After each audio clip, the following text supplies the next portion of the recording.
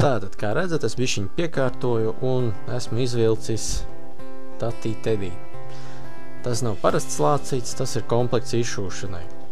Šis konkrēti ir ar Ziemassvētku motīvu, man tāds par rokai pagadījās, tāpēc es tieši šo jums parādīšu. Tas nav domāts, ka tā izšūšana ir baigi ilga lieta, tādu mazāku darbu var pa pāris dienām uztaisīt, bet,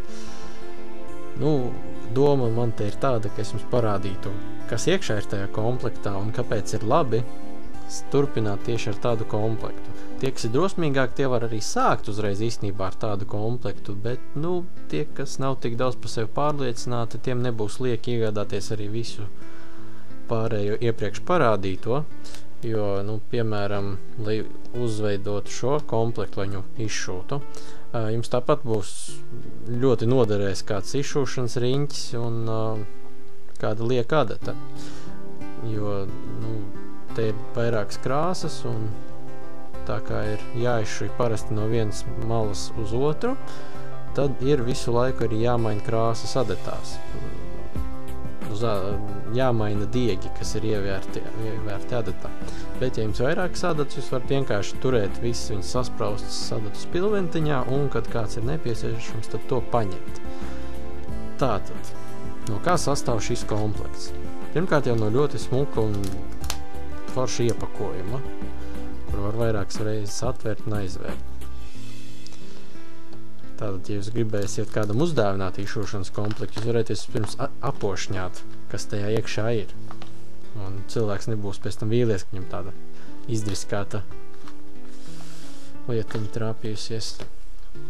Tā, pakojums. Tālāk iekšā iet viss, kas nepieciešams.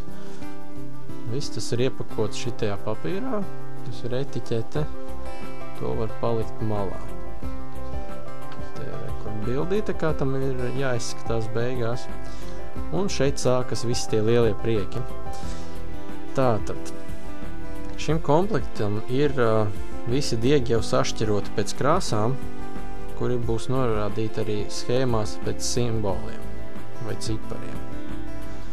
Teiksim tā, kur ir kartons, white, red, dark red, lila. Visi nosaukumi ir angliski, bet, saprast jau varēsim. Tātad, te ir tāda pamatīga čupa ar diegiem, man liekas, šitais varētu būt pat kāds nedēļas darbs. Tā. Izšūšana nav tā lieta, kas uzreiz padodas ļoti ātri, īpaši, kad ir jāmaina ļoti daudz dažādu diegu krāsas. Tātad, kur mums ir diegi. Tālāk mums iet smukis satīts viss. Tātad, kur mums ir piegrieztas kanvas gabals. Tas ir tieši pietiekami, lai izšūtu šo gabaliņu, šo darbiņu mazo un vēl arī viņu uz kaut kā uzvilktu virsu, uzstieptu un ierāmētu. Tātad, cik tas darbiņš ir beigu galā? 12 x 9,5 centimetri. Bilde nav liela, bet, gal galā smuka.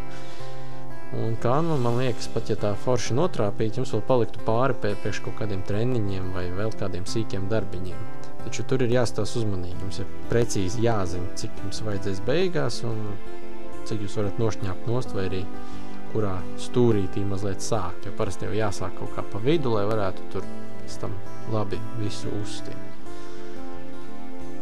Tālāk mums iet schēma. Šitiem komplektiem viņi tādi pamatīgi lieli ir.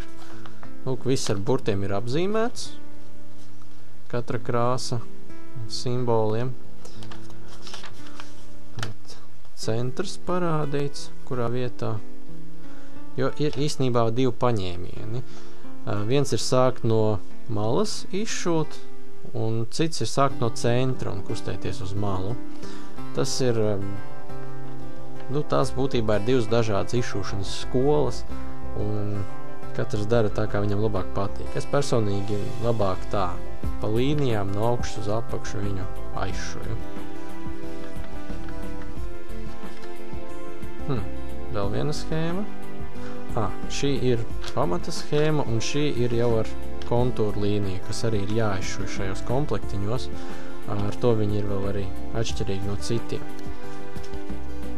Tā tās zvaigznītes arī sānos ir pēc tam taisāmas.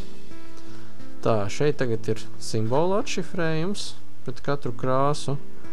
Būtībā te ir pat nav nepieciešams nekādas valodas zināšanas, jo te viss ir rakstīts, piemēram, red. Šeit arī ir red. Nu, redzam, sarkans. Tātad pie šī simbola mēs visur izšujam sarkanu. Būtībā jūs te varat apgūt angļu valodu ļoti labi. Tā, tālāk, cik es redzu, man te ir adata piestiprināta schēmā. Citos komplektos viņa mēdz būt kanvā iesprausta vai atsevišķā maisiņā nāk, bet, nu, viņa vienmēr kaut kur ir. Tas ir, ja jūs viņu neredzat, tad pārmeklējiet vēlreiz visu. Tā, un aizmugurē arī ir tāda pati aizšifrējuma tabula. Tā kā instrukcija šoreiz ir diezgan paliela un skaidra.